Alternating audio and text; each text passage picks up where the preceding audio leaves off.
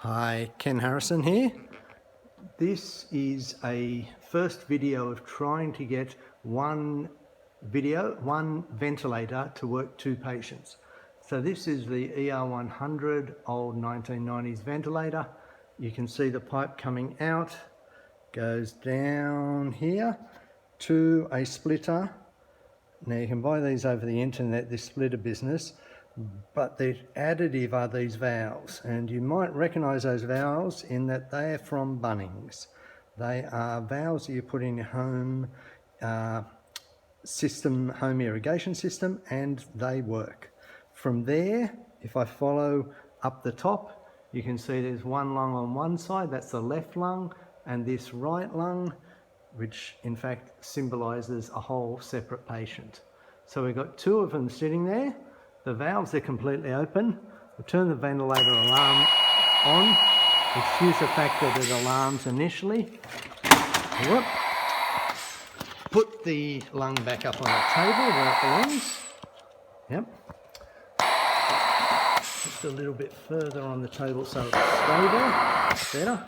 So on the settings, we're using air mix to conserve oxygen, about 12 breaths and about 12 litres, which should be about 500 mils per lung per breath.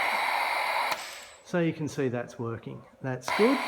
Now if I come down here to one of these valves and I turn it, excuse me, moving out of shot, so it's now half off. If you have a look at it, the other lung is moving a little bit more, turn it a bit more off, and look at that. What do you know? Isn't that surprising? That actually works. But now let's try with some ARDS. So what I'm going to do now is engage Hamilton Bailey. I'll just put the video down.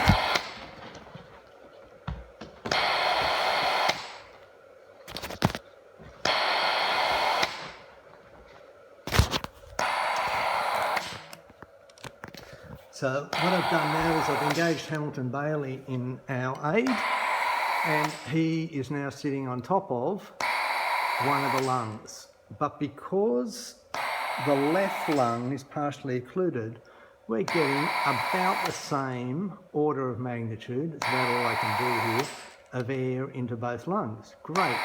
Now let's try moderate ARDS on one side and bad ARDS on the other side. So I'm going to put the phone down again.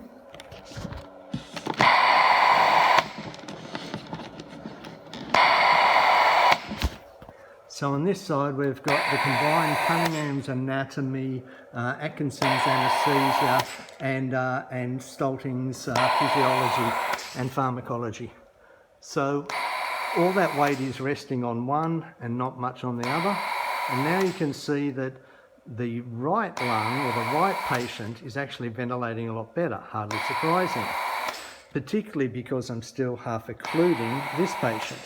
If I now open that patient right up, again, even though it's bouncing around, the right patient is getting quite a bit more air. So now let's try occluding the right patient a little bit.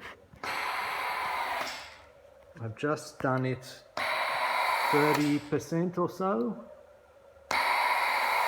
and that's about right. Now, obviously we'll be monitoring with CO2 tracers and be able to adjust these, and they're infinitely variable. Or with a bit of luck, we're going to have lots and lots of machines made that have got pressure volume loops and have a pressure sensor that is independent of the ventilator. So, what do you know? It works.